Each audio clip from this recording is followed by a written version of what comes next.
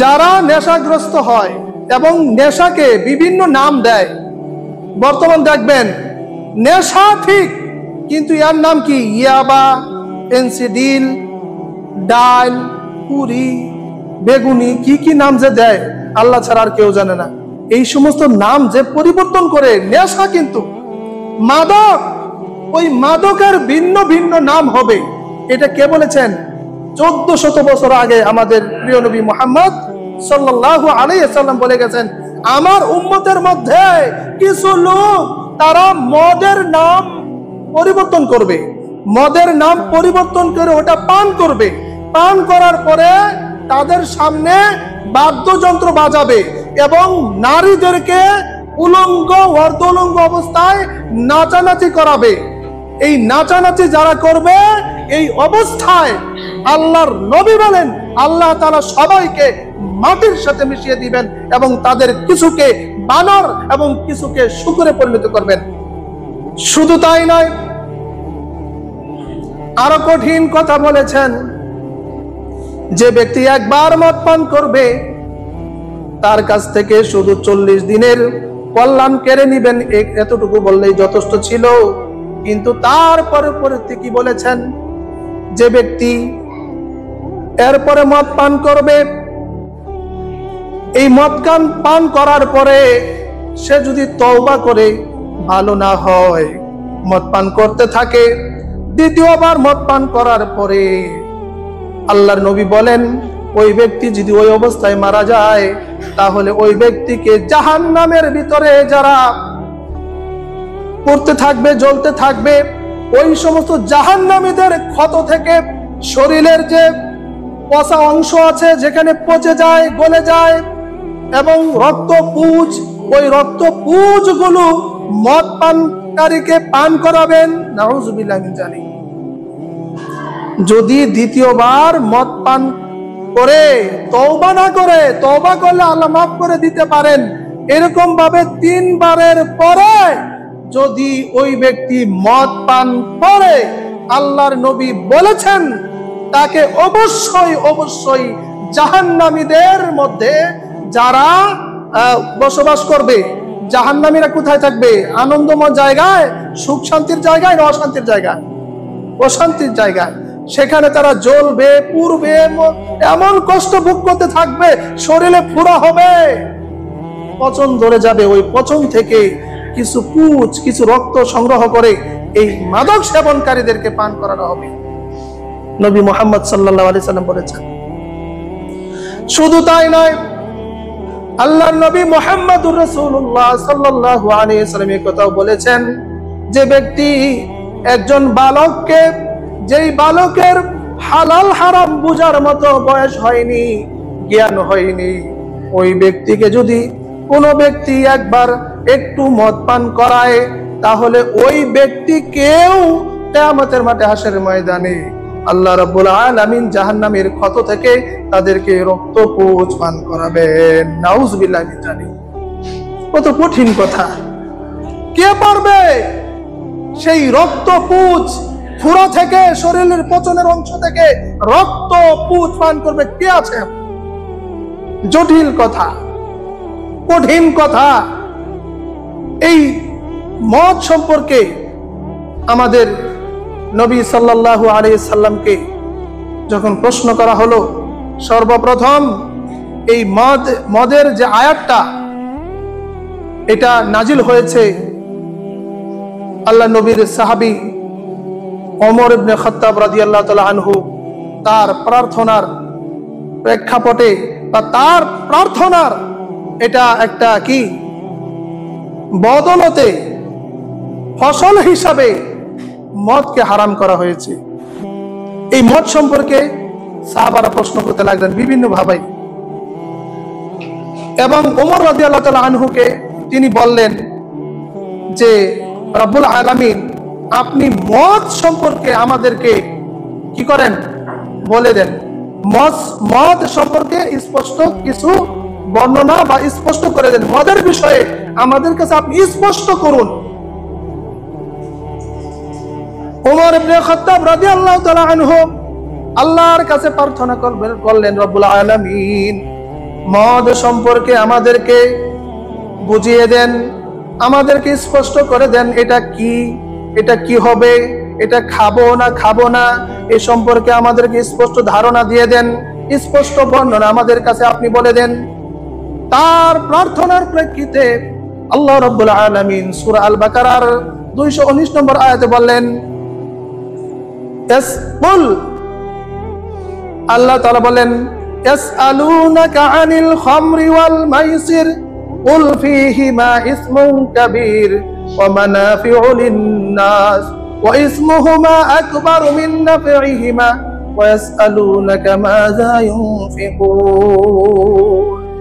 আল্লাহ রাব্বুল আলামিন বলেন, ইয়াসআলুনাকা আনিল খামরি ওয়াল মাইসির, হে নবী আপনার জাতি আপনার কাছে জানতে চায় মদ জুয়া সম্পর্কে।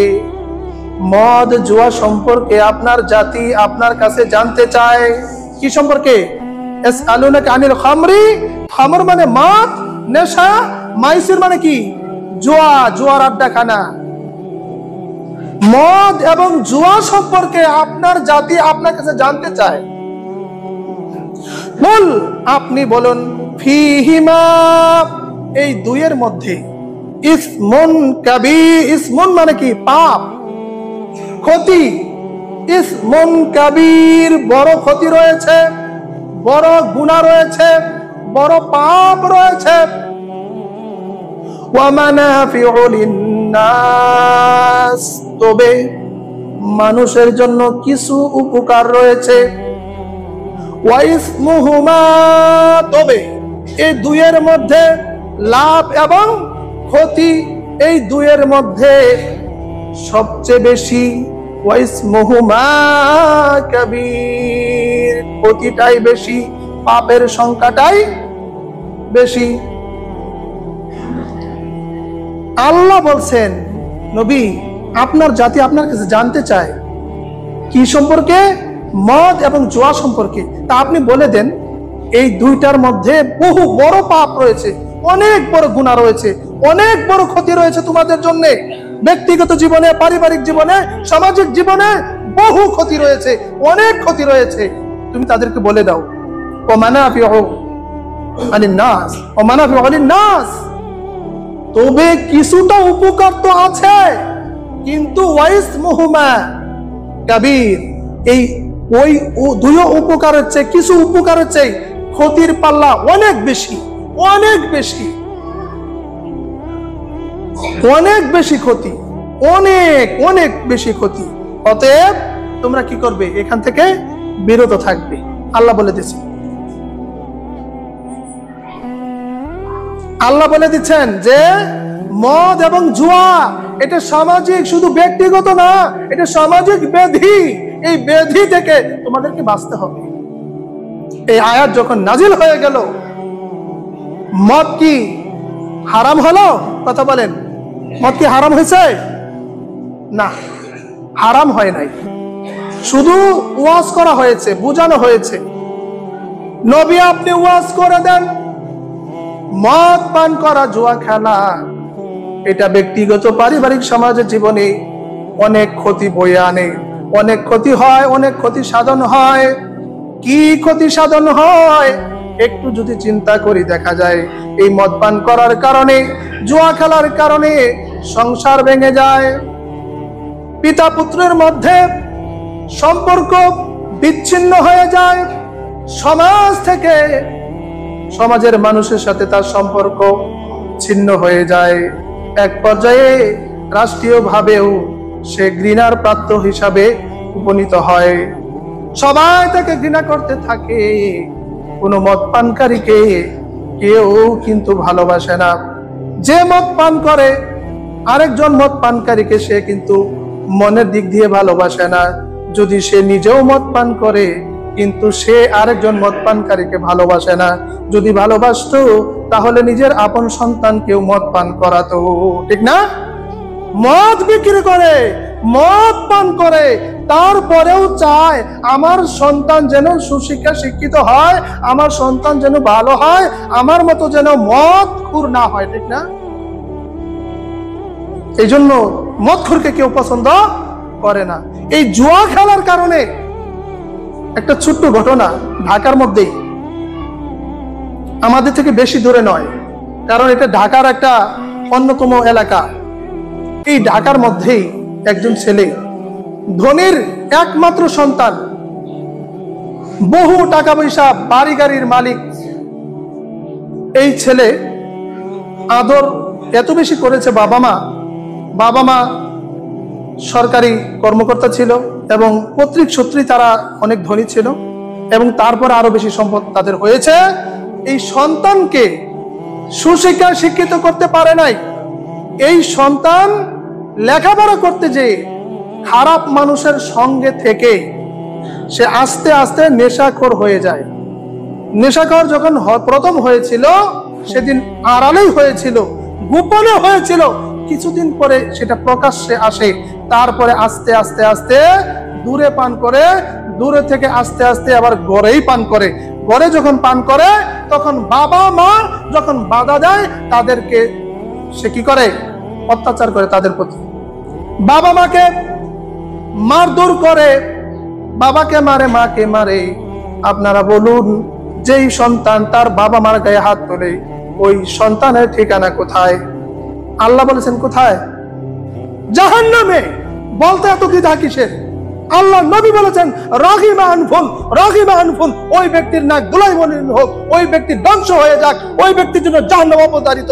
যে ব্যক্তি তার পিতামাতাকে কষ্ট দিয়েছে, মার দূরে থাক, শব্দ করেছে, সন্তানের কোন ব্যবহারের কারণে পিতামাতার সামান্যতম কষ্ট পেয়েছে, ওই সন্তানের ঠিকানা জাহান্নাম।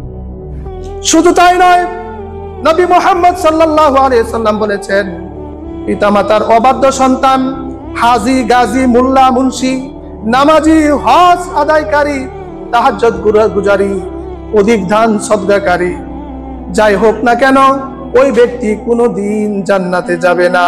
নাউযুবিল্লাহি মিন যালিক। পিতামাতার অবাধ্য সন্তান যত ইবাদতকারী হোক না কেন সে কোনোদিন জান্নাতে যাবে না।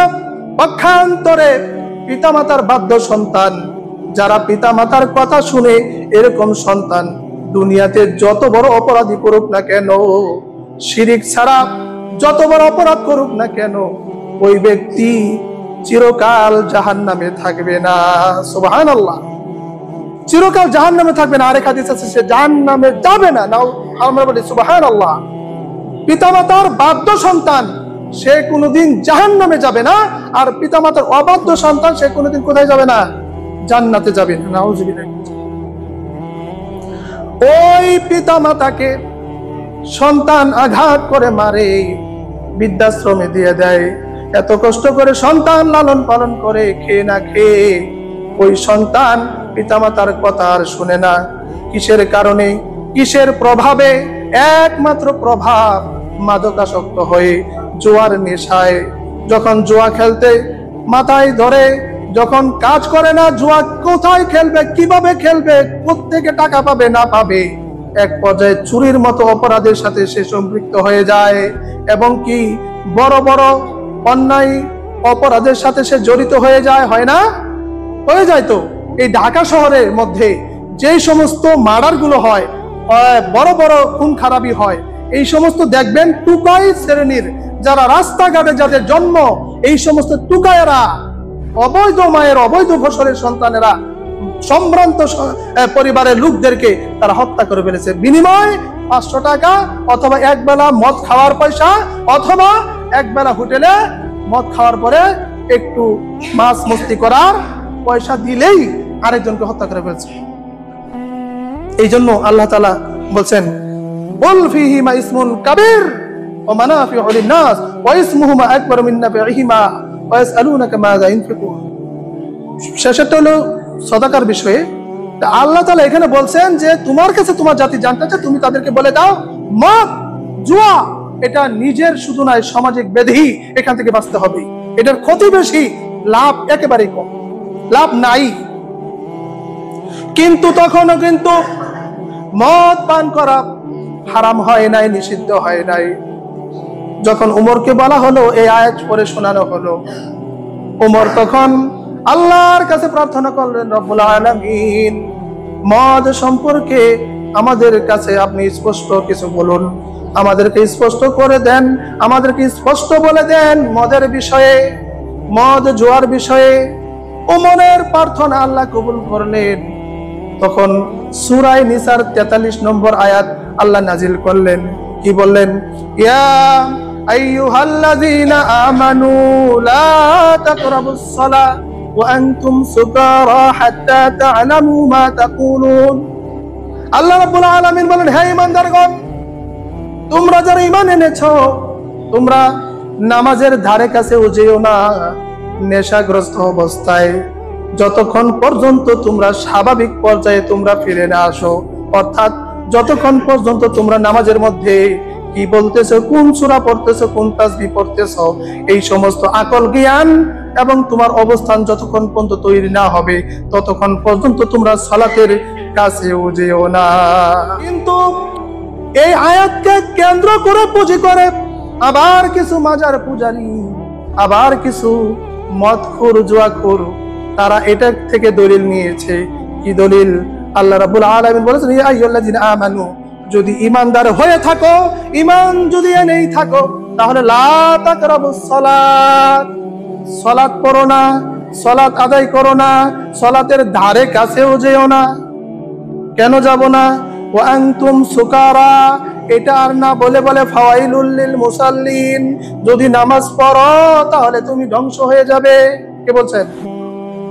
আল্লাহ বলছেন ফাওয়াইলুল লিল মুসাল্লিন, অধিকাংশ নামাজি নামাজ পড়ে ধ্বংস হবে, তারা জাহান্নামে যাবে। ওই যে ওইখান থেকে একটু, এখান থেকে একটু, এই দলিল দিয়া নামাজ যে পড়া লাগবে না, এটা তো আল্লাহই কইছে। কই কইছে? সূরা নিসা 43 নম্বর আয়াত। আল্লাহ বলছে ঈমানদার যদি হয়, ঈমান যদি থাকে, তাহলে আর নামাজ লাগে না। তাহলে কি কেন নামাজ পড়লে কি হইব? ফাওয়াইলুল লিল মুসাল্লিন, নামাজ পড় যারা পড়ে এরা বেশি খারাপ। বুঝতে পারছেন? ফাওয়াইলুল লিল মুসাল্লিন, এখানে আল্লাহ বলছেন নামাজ পরেও জাহান্নামে যাবে অধিকাংশ মানুষ। কেন যাবে? আল্লাযীনা হুম আন সালাতিহিম সাহুন, যারা নামাজ আদায় করে মানুষকে দেখানোর জন্য, মানুষকে খুশি করার জন্য, আল্লাহ সন্তুষ্টির জন্য নয়। আর ওইখানে বলছেন ওয়া আনতুম সুকারা, নামাজের কাছে যেও না নেশাগ্রস্ত অবস্থায়, হাত্তা তা'লামু, যতক্ষণ পর্যন্ত তোমরা বুঝতে না পারো, মা তাকুলুন, তোমরা যা বলো এগুলো যতক্ষণ পর্যন্ত বুঝতে না পারো, স্বাভাবিক যতক্ষণ পর্যন্ত না হও, ততক্ষণ পর্যন্ত কি হও? নামাজের কাছে যেও না। ওমর রাদিয়াল্লাহু তাআলা আনহুকে শোনানো হলো। ওমর আবার প্রার্থনা করলেন, রব্বুল আলামিন মদ সম্পর্কে আরো স্পষ্ট করে দাও, আরো স্পষ্ট করে বলে দাও এই বিষয়ে কি করতে পারি। কিন্তু 2 নম্বর আয়াত যখন নাজিল হয়ে গেল, তখন মদ হারাম হলো না ঠিক, কিন্তু মদ পান করে নামাজের কাছে যাওয়া যাবে না একটা বিষয়ে স্পষ্ট হওয়া গেল। কি গেল না? স্পষ্ট হওয়া গেল। কেন গেল? নামাজের কাছে কেন যাব না? কারণ আলী রাদিয়াল্লাহু তাআলা আনহু একদা মাগরিবের সালাত আদায় করতেছিলেন, সূরা আল কাফিরুন পড়তেছিলেন। কুল ইয়া আইয়ুহাল কাফিরুন লা আ'বুদু মা তা'বুদুন, কুল ইয়া আইয়ুহাল কাফিরুন, হে কাফের সম্প্রদায়, লা আ'বুদু, আমি তার ইবাদত করি না, মা তা'বুদুন, যার ইবাদত তোমরা করো। এই আয়াত উল্টা পাল্টা আয়াত আছে না? ওয়ালা লা কুল ইয়া আইয়ুহাল কাফিরুন লা আ'বুদু মা তা'বুদুন ওয়ালা আনতুম আ'বিদুনা মা আ'বুদু ওয়ালা আনা আ'বিদুম মা আ'বাদতুম ওয়ালা আনতুম আ'বিদুনা মা আ'বুদু লাকুম দীনুকুম ওয়ালিয়া দীন। এই আয়াতটা নাজিল হয়ে গেল আলী রাদিয়াল্লাহু তাআলা আনহু নামাজে। তখন তো মদ কি ছিল না, হারাম ছিল না। একজন সাহাবী তাদেরকে দাওয়াত করলেন, আর একজন আউফ তাকে দাওয়াত করলেন। দাওয়াত করার পরে মদ পান করালেন। মদ পান করা অবস্থায় নামাজে দাঁড়ালেন। নামাজে উল্টা পাল্টা শুরু করে দিয়েছে। যে আয়াতগুলো পড়া যেভাবে দরকার সিরিয়াল ভাবে, ওইভাবে না পড়ে উল্টা পাল্টা পড়তেছে। অর্থাৎ লা আ'বুদু না বলে কি বলতেছে? আ'বুদু, আমি ইবাদত করি, মা তা'বুদুন, যার ইবাদত তোমরা করো। নাউযুবিল্লাহ। লা যদি বাদ দেওয়া হয় তাহলে আ'বুদু, আমি ইবাদত করি, মা তা'বুদুন, যার ইবাদত তোমরা করো। এক কথায় আমিও যা, তোমরাও কি তা। ঈমান থাকবে? থাকবে না। ওই জন্য আলীর নামাজের কাছে নেশাগ্রস্ত অবস্থায় যাওয়া যাবে না। কিন্তু ওমর রাদিয়াল্লাহু তাআলা আনহুর মন তখনো ঠান্ডা হয় না, শান্ত হয় না। ওমর আবার আল্লাহর কাছে প্রার্থনা করে বলে, রব্বুল আলামিন, মদের বিষয় আমাদেরকে স্পষ্ট বলে দেন, আমাদের কাছে স্পষ্ট করুন, এটা কি করব, এটা কি করলে কি হয় না হয় স্পষ্ট ভাবে বলে দেন। তখন সর্বশেষ সূরা আল মায়েদা 90-91 নম্বর আয়াত আল্লাহ বলেন, ইন্নামাল খামরু ওয়াল মাইসিরু ওয়াল আনসাবু ওয়াল আজলামু রিজসুম মিন আমালিশ শাইতান ফাজতানিবুহু লাআল্লাকুম তুফলিহুন। ইন্নামাল খামরু, মূলত খামার মানে মদ, ওয়াল মাইসির জুয়া, ওয়াল আনসাব এবং পূজার জন্য দেব দেবী, ওয়াল আনসাব রিজসুম মিন ওয়াল আনসাব ওয়াল আজলাম, ওয়াল আজলাম হলো তীর, মানে যেটা ভাগ্য নির্ধারণের জন্য যে তীর নিক্ষেপ করা হয় বা যে তীর পরিচালনা করা হয় তাকে কি বলা হয়? হ্যাঁ, ওয়াল আজলাম, আজলাম। তাহলে এখানে আল্লাহ বলছেন ইন্নামাল খামরু, মূলত মদ, ওয়াল মাইসির জুয়া, ওয়াল আনসাব এবং পূজার জন্য যে দেব দেবীগুলো বানানো হয় এবং ওয়াল আজলাম এবং যেটা ভাগ্য নির্ধারণের জন্য যে তীর নিক্ষেপ করা হয়, এই সব কি মিন আমালিশ শাইতান, এই সব হলো শয়তানের অপবিত্র কাজ। এগুলো কার কাজ? মদ পান করা, জুয়া খেলা, এরপরে মূর্তি পূজা করা, আরেকটা কি ভাগ্য নির্ধারণ করা। ভাগ্য কে লিখে দিয়েছেন? যালিকা তাকদীরুল আজিজুল আলিম। আল্লাহ রাব্বুল আলামিন আপনার আমার শুধু নয়, এই পৃথিবী সৃষ্টি হওয়ার 50,000, কয় হাজার? 50,000 বছর আগে মানুষের ভাগ্য আল্লাহ নির্ধারণ করেছেন। সুবহানাল্লাহ। তো ওই ভাগ্য আপনি পরিবর্তন করতে পারবেন? পারবে কেউ? পারবে না। তবে হ্যাঁ, ভাগ্য পরিবর্তন হয় কিসের মাধ্যমে? দোয়ার মাধ্যমে। কিসের মাধ্যমে? দোয়ার মাধ্যমে। ভাগ্য যেমন পরিবর্তন হয় দোয়ার মাধ্যমে, ঠিক তেমনি ভাবে মানুষের বিপদ আপদ দূর হয় কিসের মাধ্যমে? দান সাদাকার মাধ্যমে। আল্লাহ তাআলা এখানে বলে দিচ্ছেন যে এই সমস্ত শয়তানের কাজ, এগুলো কোনো ভালো মানুষের, ইমানদারের কাজ নয়। ফাজতানিবু, এখান থেকে তোমরা বিরত হও, তোমরা বেঁচে থাকো, তাহলে কি হবে? লাআল্লাকুম তুফলিহুন, তোমরা সফল হবে। তোমরা যদি সফল হতে চাও, তোমরা যদি দুনিয়া এবং আখিরাতে শান্তিতে থাকতে চাও, তাহলে 4টা বদ অভ্যাস থেকে তোমার নিজেকে তুমি বিরত রাখো, তোমার নিজেকে তুমি বাঁচাও। প্রথম কাজটাই হচ্ছে নেশা করা যাবে না, জুয়া খেলা যাবে না, এবং মূর্তি পূজা করা যাবে না, এবং আরেকটা কি ভাগ্য নির্ধারণের জন্য কোনো লটারি অথবা তীর নিক্ষেপ করা যাবে না। তো যাই হোক, সময় শেষ হয়ে গেছে। মদের ভয়াবহতা সম্পর্কে কমপক্ষে আরেকটা জুমা আলোচনা হবে। আজকে এখানে শেষ করে দিচ্ছি। এর একটা ঘটনা আছে, কোরআন এবং হাদিসে অনেক কথা আছে, সামনে ইনশাআল্লাহ আলোচনা হবে। আজকে এখানে রেখে দিচ্ছি। তবে পরিশেষে বলি একটা কথা শুনেন, মদ আপনি পান করছেন, সেটা আপনার নিজের টাকা পয়সা খরচ করে আপনার নিজের জীবনটাকে আপনি ধ্বংস করছেন। ভাই, আপনার জীবন, আপনার নিজেকে যদি আপনি ভালো না বাসেন, দেখেন আপনাকে কেউ একটা আঘাত করবে, এটা আপনি সহ্য করতে পারেন না। আপনার মাকে কেউ একটু বকা দিবে, সহ্য করতে পারেন না। আপনার বাবাকে কেউ একটু আঘাত করবে, সেটা সহ্য করতে পারেন না। ও ভাই, আপনি কি করে আপনার মাকে, আপনার বাবাকে, আপনার নিজেকে, আপনার স্ত্রীকে, আপনার সন্তানকে কি করে আপনি ধ্বংস করছেন? ভাই, আপনি নিজেই তো করছেন। আপনি নিজেই দায়ী, আপনি দায়ী, অন্য কেউ না। অতএব সমাজের মধ্যে এই ব্যাধি থেকে আমাদের যুব সমাজকে এবং যারা মদের সাথে সম্পৃক্ত আছে এবং যারা ছিল এদের মধ্যে যারা মারা গেছে, আমরা তাদের জন্য আল্লাহর কাছে পানাহ চাই, আল্লাহ তাদেরকে মাফ করে দিক, আমিন। আর যারা এখনো এই খারাপ অভ্যাসের সাথে জড়িত আছে, আজকে থেকেই আমরা যেন সেখান থেকে বিরত থাকতে পারি। ভাই, মদ যদি পান না করেন, অন্য অন্য নেশা যদি আপনি না করেন, তাহলে আপনি কি মরে যাবেন? না, মরবেন না। যদি বলেন যে হ্যাঁ মরে যাব, তাহলে আপনার হায়াত ওই পর্যন্তই ছিল।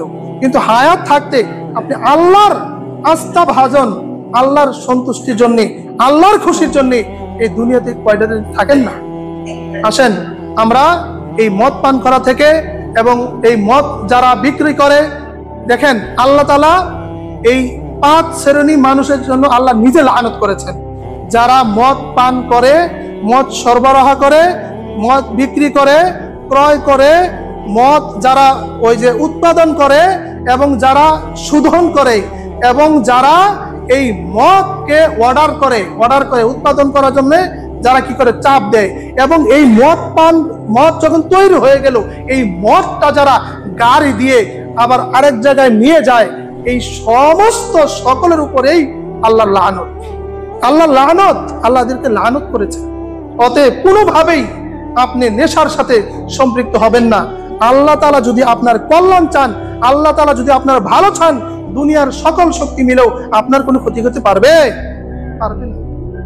আর আল্লাহ যদি আপনার ভালো না চান, তাহলে দুনিয়ার কোনো শক্তি আপনাকে আমাকে বাঁচাতে পারবে না। আল্লাহ তাআলা আমাদের সবাইকে নেশা থেকে বিরত থাকার এবং আমাদের এই সমাজ থেকে এই নেশাটা আল্লাহ নিজ হাতে নির্মূল করে দেখ, এবং আমরা যেন এখান থেকে মুক্ত হয়ে আমরা নিজেদের জীবন, পারিবারিক জীবন, সামাজিক জীবনটা উন্নত করে সাজাতে পারি। আল্লাহ সেই তৌফিক দান করুক। আমিন।